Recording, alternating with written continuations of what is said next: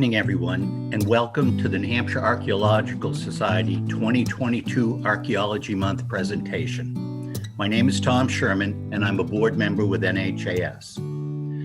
This event will be recorded and posted on our YouTube account. If viewers do not wish to be recorded, make sure your camera is off.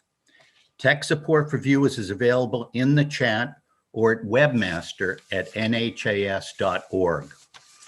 This evening, we're excited to welcome Heather Rockwell, Assistant Professor in the Cultural Historic Preservation Program, Salve, Regina University. Dr. Rockwell received her master's at Beloit College and doctorate from the University of Wyoming. Heather will speak on Geographic Information Systems in Archaeology. And viewers can submit questions via chat following Heather's talk. We will try to get to as many of your questions as we can. So without further ado, welcome Heather, and thank you for joining us. Great, thank you so much, Tom. I will just share my screen and we will dive right in. All right, there we go. Should be good to go. All right, thank you all for coming this evening. Today, I'm going to be talking a little bit about what I kind of view as a fundamental skill in archaeology today, geographic information systems. You know, I say this is fundamental because it's so powerful and it's letting us do so much in the field today. So I'm going to briefly be covering kind of what GIS is, a little bit of how it works, and then why do we use it? So why is it so important to what we do? And give you a couple of examples of the kinds of things we can do with this skill set.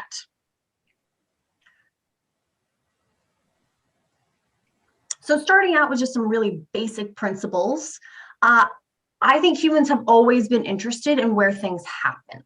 Everything happens somewhere. So it could be, it happens on Earth, it happens in space, or it happens inside your head, but everything happens in a place. So in a sense, everything that we deal with has a geographic aspect to it. It happens somewhere. And we see this, in some ways, geographic information systems is sort of a fancy term for working with maps. Humans always want to know where things are happening. And this interest governs many areas of our understanding of the past and how people would have done things like navigate across a landscape or map a new environment. When the first indigenous people reached the New World, how did they map out that space? How did they understand how things on that space were related to one another? Or even things like how different activities will distribute artifacts in a site. So the difference between if I'm making a stone tool, that's going to distribute artifacts within a space one way. Whereas if I'm butchering an animal, that's going to distribute objects differently. So we want to understand what those spatial relationships are. Or an example here in the center of the screen is done by a colleague of mine from the University of Wyoming, who was working with mobile reindeer herders in Mongolia. Reindeer herders live in conical dwellings really similar to teepees that indigenous people lived in the past.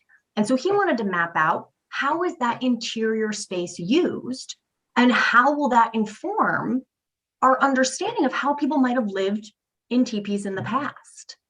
These are all sort of inherently geographic questions that we can explore. So to define geographic information systems, it's a way of keeping track of where something happens. And the way it works is actually pretty simple. If you go back to early school days, ever remember transparent overlays? You had an overhead projector and your teacher would come up and they had those clear sheets that they would lay down on the overhead projector. That's how the first GIS was really born. People would take different clear transparent overlays, with different pieces of information, but located in the same area, and lay them over one another in order to see the relationships between those objects. So if we imagine that we have a transparent overlay representing things like roads or hydrology, river locations, town locations, and we layer them on top of each other, and we can see them represented within the same space. Now, if you work with computer programs like Adobe Illustrator, you might be used to this kind of layering format, and GIS works very much the same way. We bring in individual layers that show individual geographic phenomenon, and we layer them on top of each other to get to look at those relationships.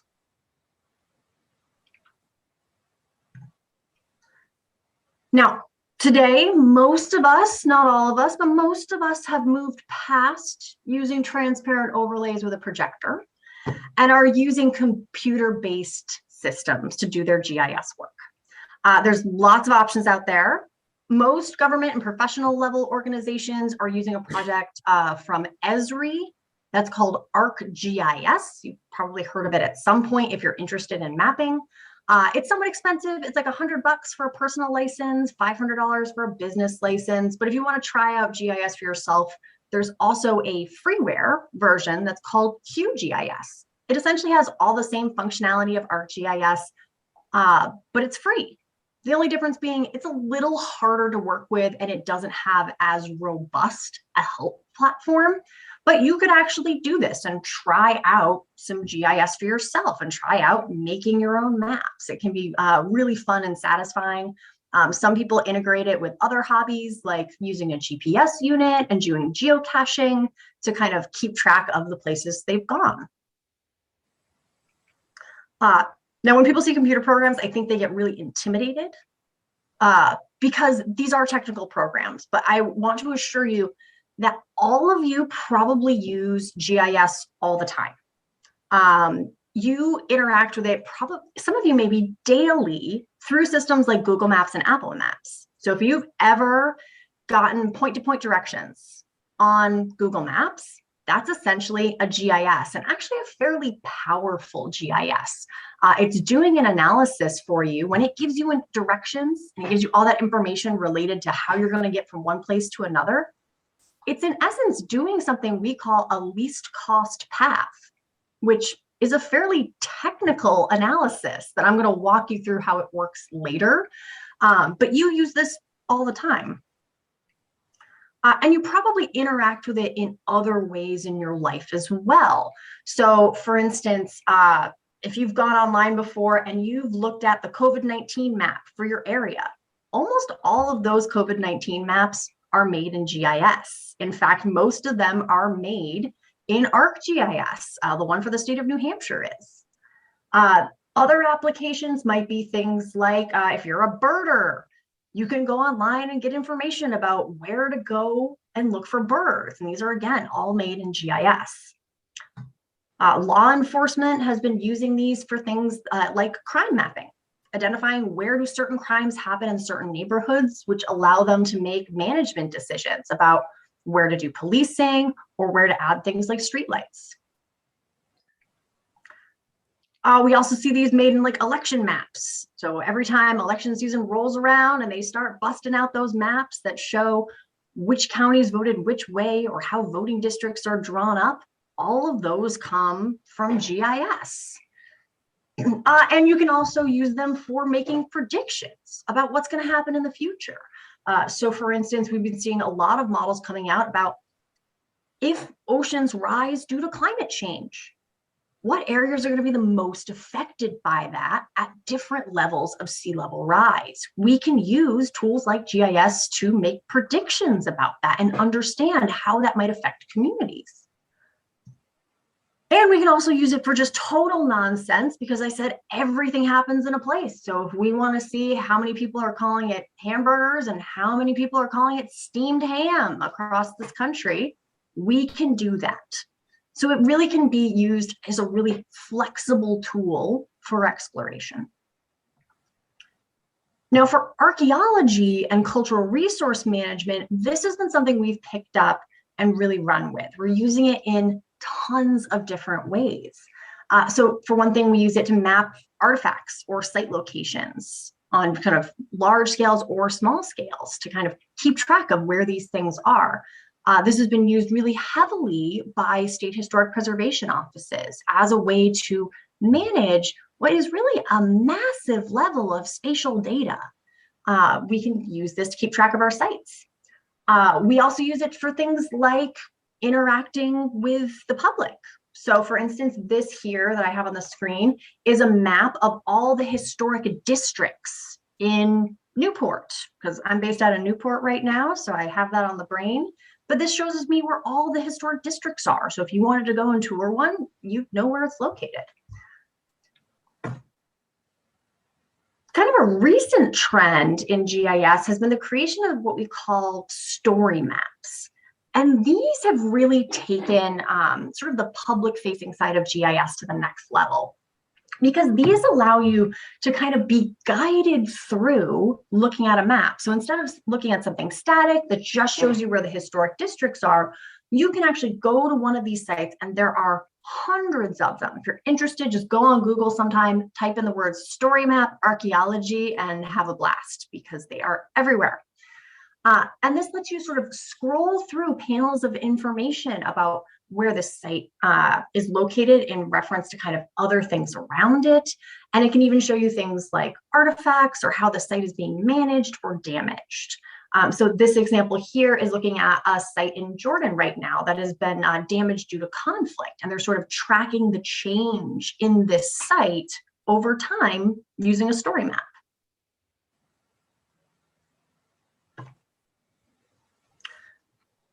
So how do you do this?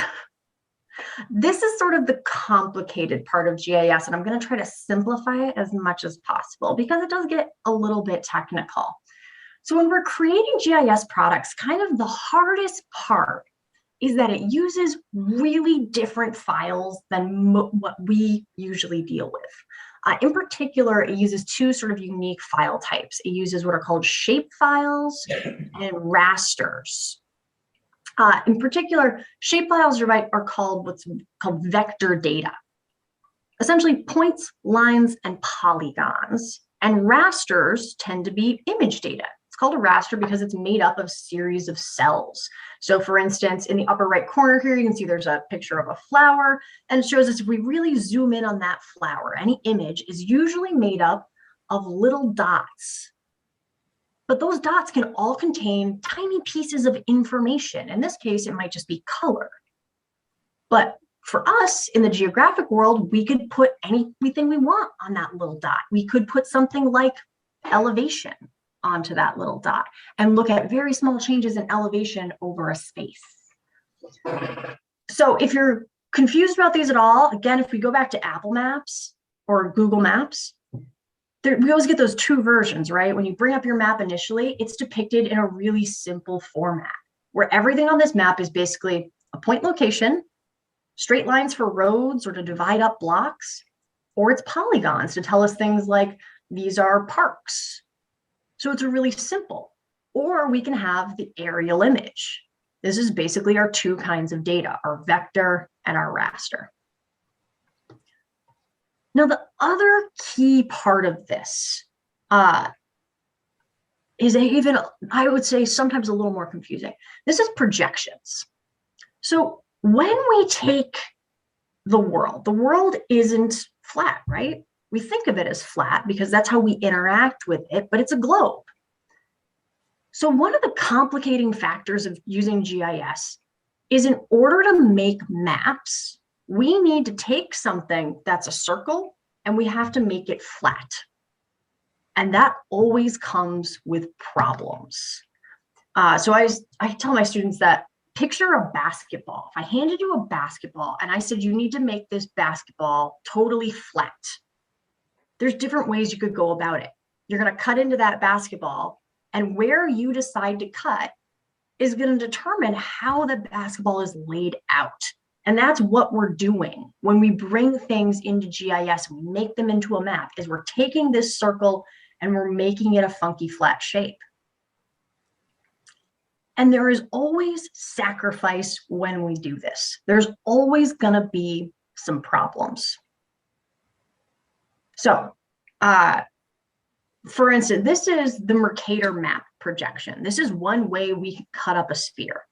This one is also probably the most popular map projection. It's the one that we're kind of used to seeing in school. So think back to your school days. This is probably, if I say picture a map of the world, this is what you're used to seeing.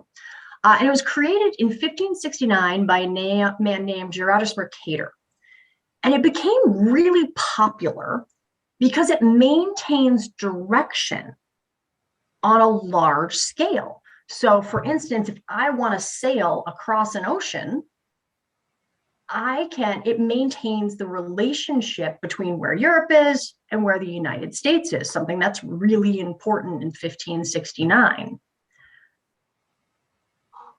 And so in this, though, it's maintaining those spatial relationships, but it severely distorts the size of land masses and actually where they're located in the world. So I'm going to show you a couple of examples of this. So if we take, this is a site called True Size, and it's really fun to play with. If we take Canada in the Mercator projection, Canada's massive, right? It takes up like the whole upper quarter of the planet. Absolutely huge.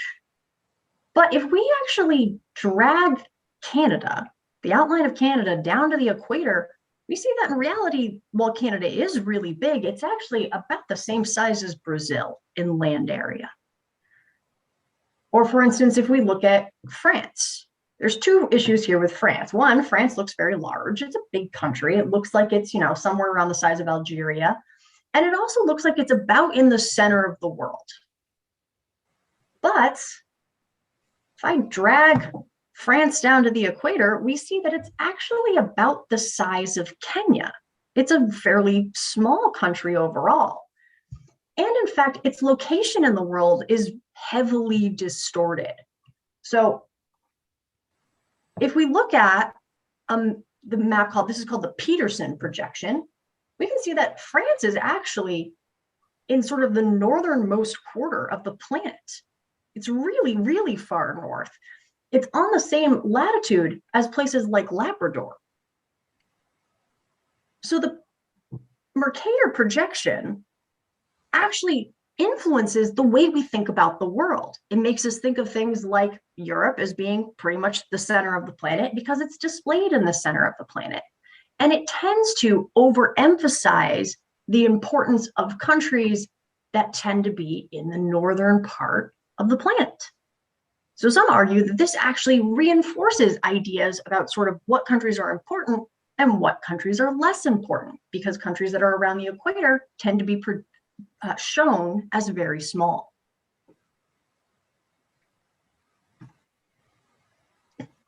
So when we're choosing projections, we have to think about the kinds of questions we need to explore in our work. So for instance, if I need to sail across an ocean, the Mercator projection's for me. But if I need to preserve scale or direction, I need to choose something else. So for instance, these two maps show two different projections.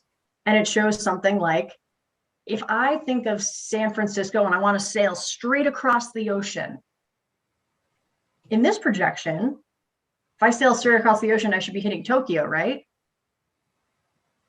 But in reality, that's not the case. I would be closer to Sydney,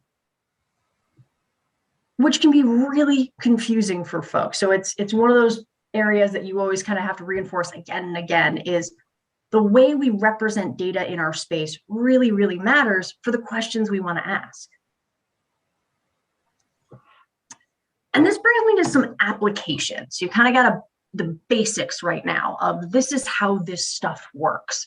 So what can we use this for? And I'm going to show two different applications that have become really popular in archaeology. These are things that have been used basically anywhere on the planet that archaeology happens. People have tried to apply these two geographic techniques to explore the world. The first one is called a suitability model. And a suitability model is basically us identifying locations that are the best for something or the most suitable for whatever we want. So it could be something like, where should I build a new ski area? I'm going to invest a whole bunch of money in New England and build a new ski area. Where should I do it? That's a good question for a suitability model. Or where's the best place to reintroduce wolves? Wolves have specific environmental requirements. Where could I do that? Or what places in the world are most similar to somewhere else on the planet based on a whole bunch of factors? Well, for me, my area of interest is Paleoindians in New England. So the question I asked of a suitability model is, where should I expect to find Paleoindian sites specifically in Northern New Hampshire? I worked with Dick Bovair for years, and I'm really interested in this Northern New Hampshire paleo.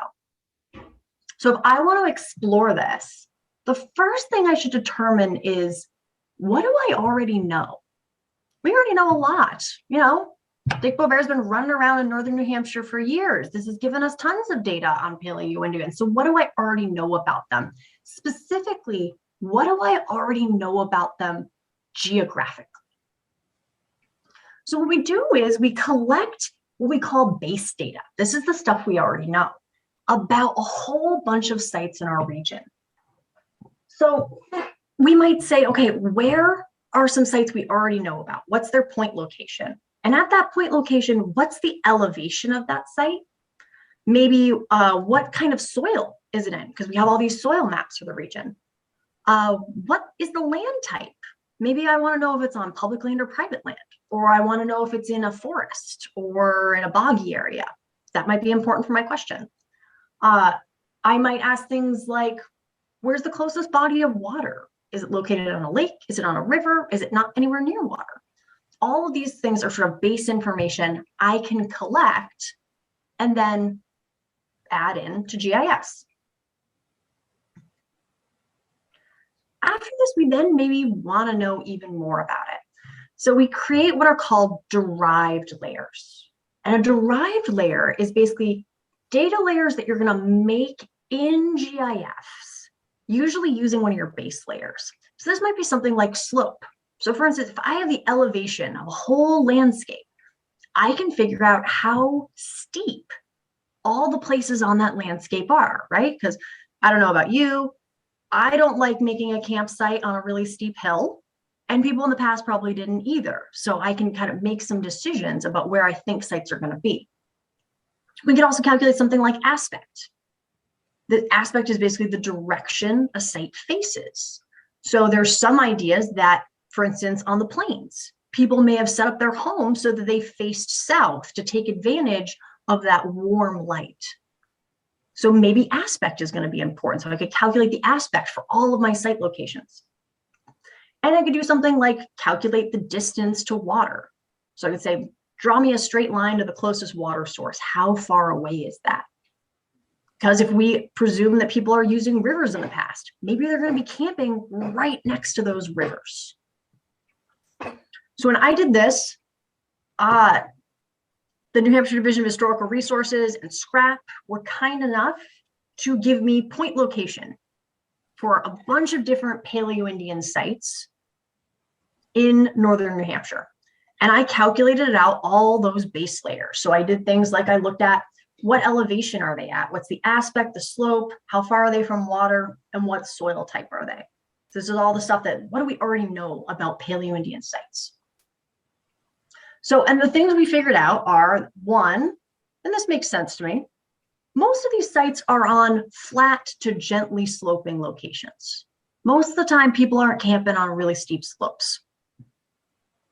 The other thing that this was less obvious, but I found really interesting, is most people aren't camped right next to water.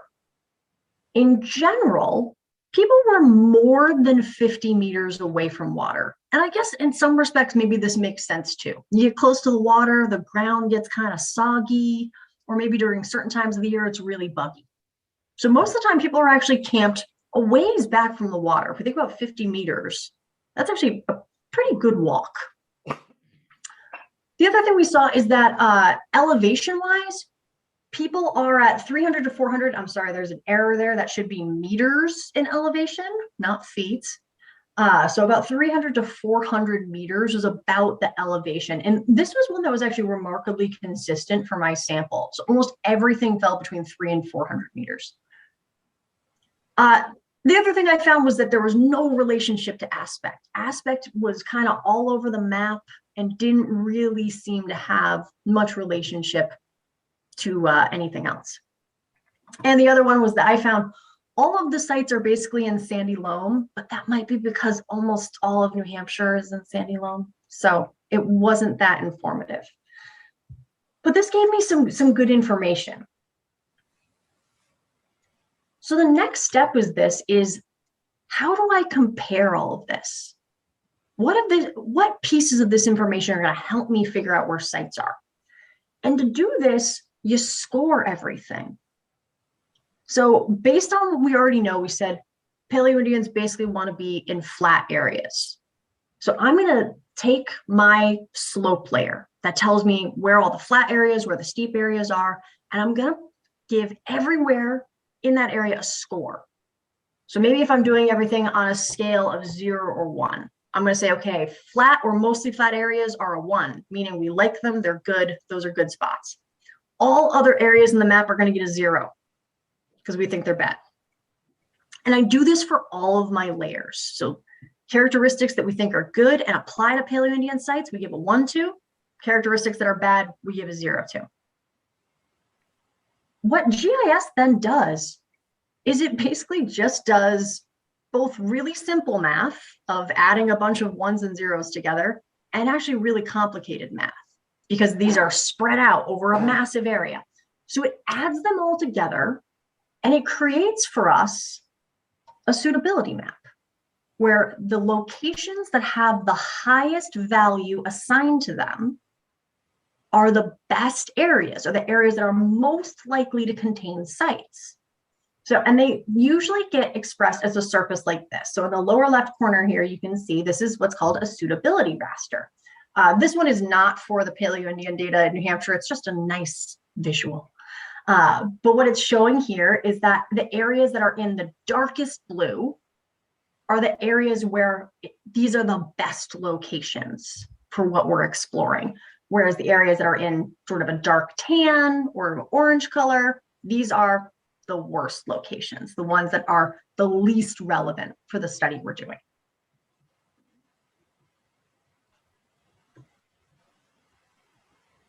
Now, the way you weight things, and this is where we can all get into trouble, these can have any value.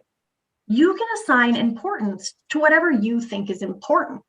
But how most archaeologists are doing this is we assign these weights based on the way I did it, the way when we look at our previous sites and say, what seems to be the most important factor in our previous sites? And we weight them according to that. But really commonly, maybe we don't want to use 0 or 1, yes or no. So a lot of people will use things like scales of 0 to 10, saying like, this is the most good, but maybe, slightly steeper slopes are okay for folks. So maybe I'll give those like a 5. So we can demonstrate things that are maybe middling. But the common thing is that bigger numbers always mean more suitable. So the higher the value, the better the spot. We can also assign things with different weights. So for instance, if I think, I think maybe aspect matters a little bit, but it doesn't matter very much. But I think slope is really important. I can feed that into the model and say, make slope the determining factor, but let aspect matter a little bit in how we identify site location. So you get a lot of flexibility. You can also do really complicated statistics in order to determine how you should weight things. But you don't have to do math, I promise. So for example, if we were thinking about really important variables, some might be obvious and you can kind of use intuition to pick them. So something like if I'm trying to figure out where to put a ski area, slope is going to be really important because you just can't ski on flat surfaces. So some of this we can do with a little bit of intuition, and we can also do it with repeated trials. The nice thing with using a computer is if I feel like my results didn't really work the first time I ran the model, I can run it again and again to see if I can get better results. So this is what some of our New Hampshire data looked like. It's basically saying these blue areas are areas that I think it's more likely to find some Paleoindian sites. But to assess this, to see whether I'd done a good job in making these predictions, I then went back to the DHR and they gave me even more site locations, ones that I hadn't used to build the model, and I added them to this map. Because in theory, if my model is working really well, all of the sites that I didn't use to build the model, but are still Paleoindian sites, should fall in areas that I identified as being highly probable for containing paleo sites. And lucky for me, that's how it worked out. So you see, I dumped in a group of sites right here, and they all are pretty much falling in the very probable to pretty darn probable areas of the map.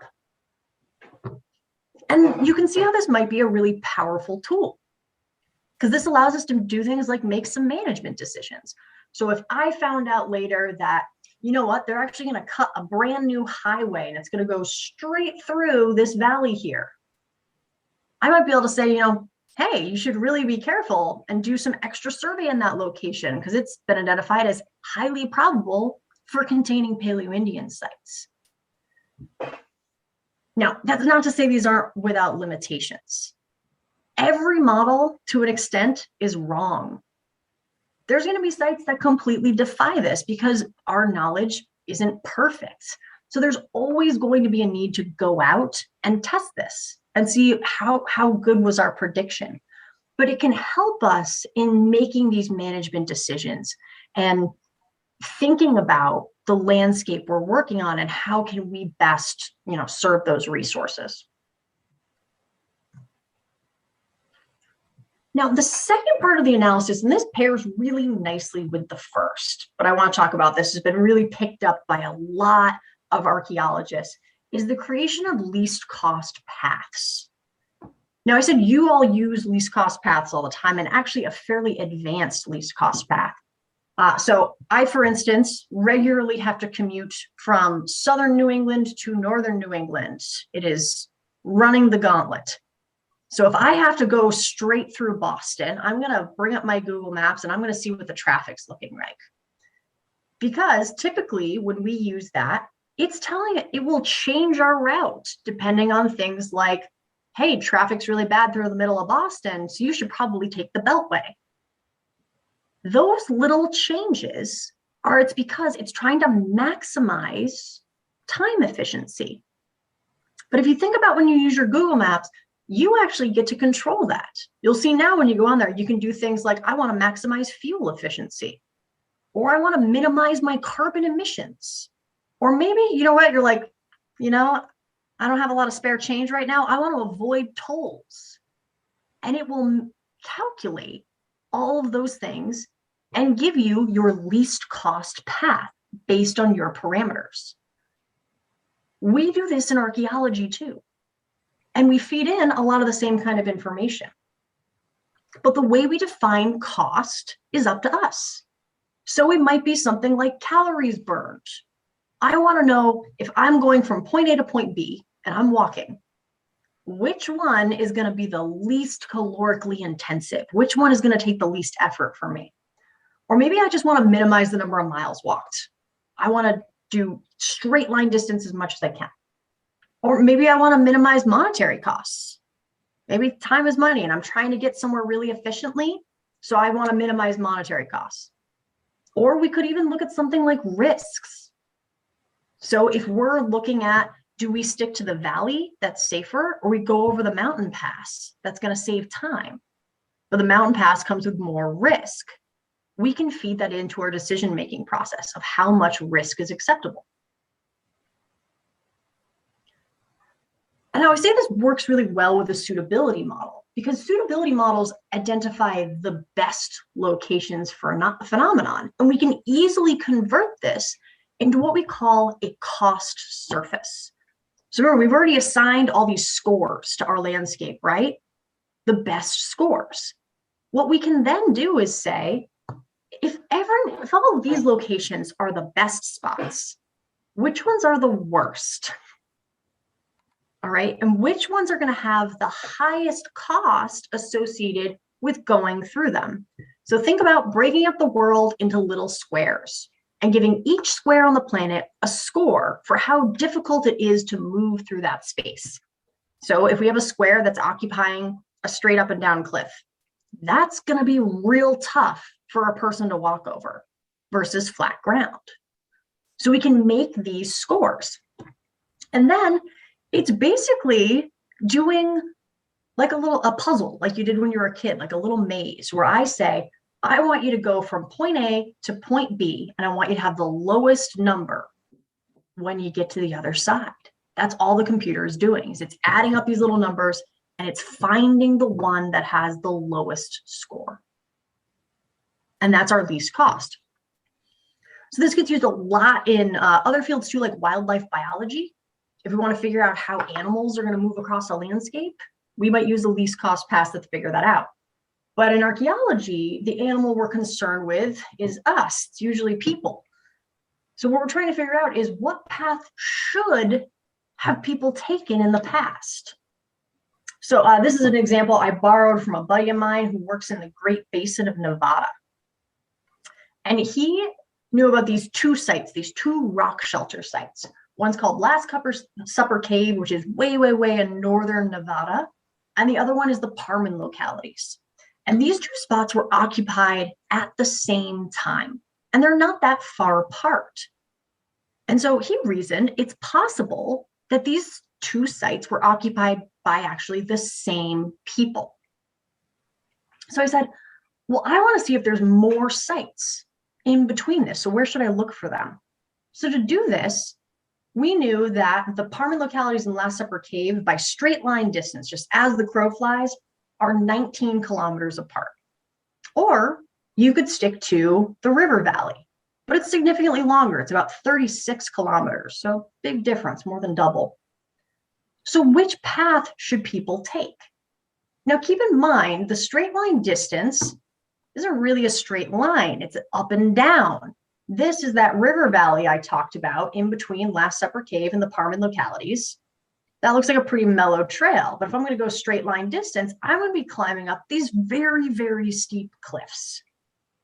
So which way should I go? If I want to minimize caloric expenditure, I want to make this as lazy for me as possible, should I stick to that river valley and walk 36 kilometers, or should I go up and over the mountain and go 19? In our case, it actually works out that it's significantly less calorically expensive to go the long way around. And this tells us something interesting, because then we can go out and we can survey this river valley and see if indeed people are traveling along this least cost path. People are smart. We like to be lazy. So we would anticipate that they're going to follow along this predictable path. But I'll say, again, we got to approach this with some caution, because how people define should is going to vary. So for example, if we look at Chaco Canyon, folks have heard of Chaco Canyon before. Chaco Canyon is known, it's this sort of cluster of sites that have really amazing kind of artifacts associated with them. And they, out of Chaco Canyon, extend these very straight roads. They basically all radiate out in different distances from Chaco Canyon. And what's weird about them is initially when people found these, they said, oh, these are probably trade routes where people are following these to bring goods to Chaco outliers versus the Chaco core. But if we use a least cost path analysis, this is not how you should get anywhere. They're walking straight lines out of Chaco, and they're going over really difficult terrains. You can see here in the center, they've actually cut little stone steps to climb up this cliff.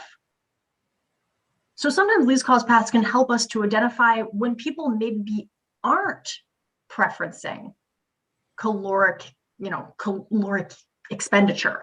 They want to make sure something else is happening. In this case, maybe they're preferencing some sort of a spiritual experience that dictates they need to walk this straight line path and aren't as worried about what the calorie cost is associated with it. So we can use this to explore really different questions. So takeaway, GIS is amazing. It's a really fantastic tool. It's something I'm encouraging all my students to get engaged with, but it has limitations and it always needs to be ground truth. One of the biggest things I always counsel people against if they're trying to do predictive modeling is don't try to go too big.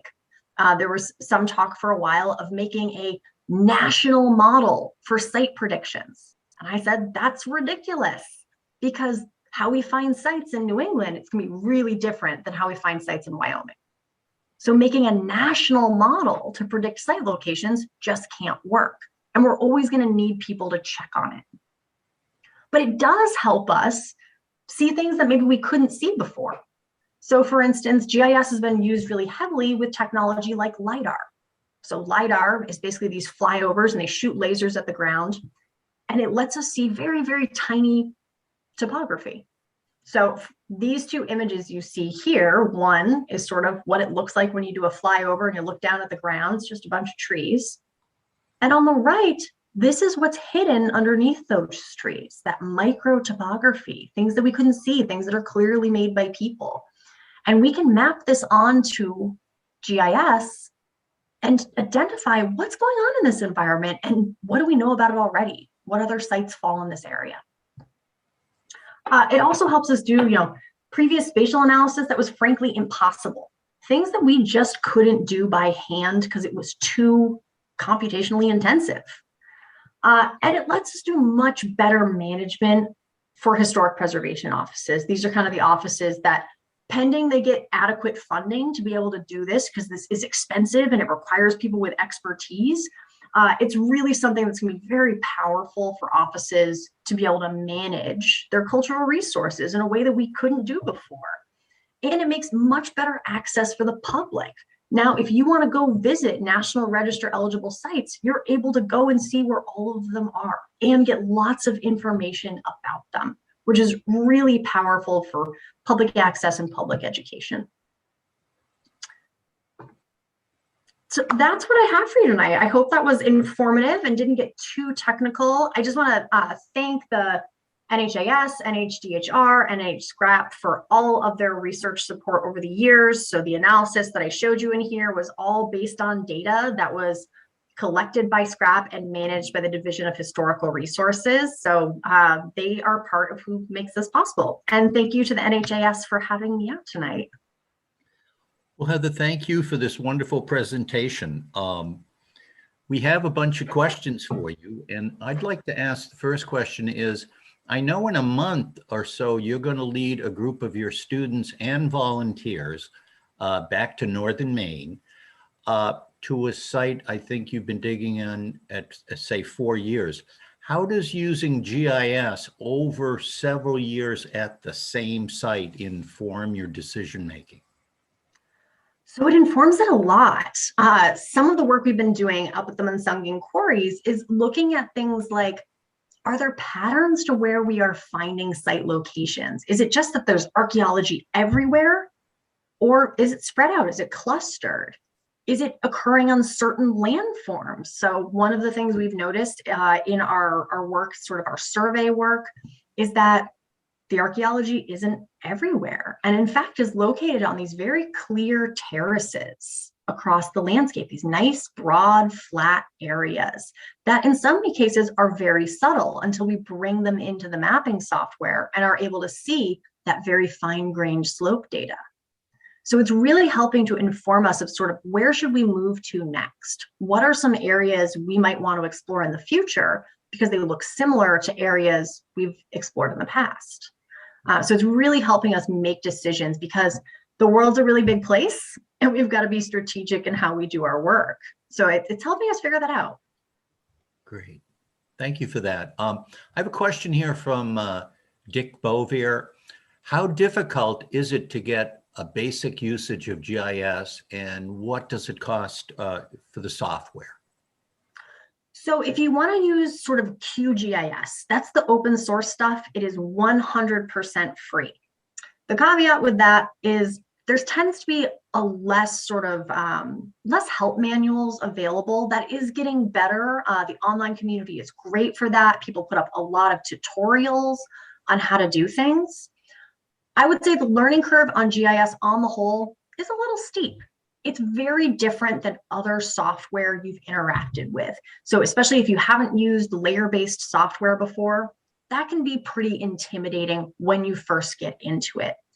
The other thing that's intimidating that I didn't get into is that when you look at GIS files in your normal, say you're on your computer, you click on the little folder to go into File Explorer and you look at a shapefile in that, it looks like a mess. Shapefiles are actually, it's brought in as one document, but it's made up of like 7 different file types that this program then compresses together. So it's really easy to kind of lose or corrupt files. But with a really sort of, you've watched some tutorials and you get through it, you can actually make some pretty high quality maps very rapidly. And the nice thing is access to sort of basic data, things like state outlines, elevation models, road data is generally free and available at a huge number of sites, either through the federal government or various state governments. Almost every state in the nation now has some level of GIS available to the public for you to download.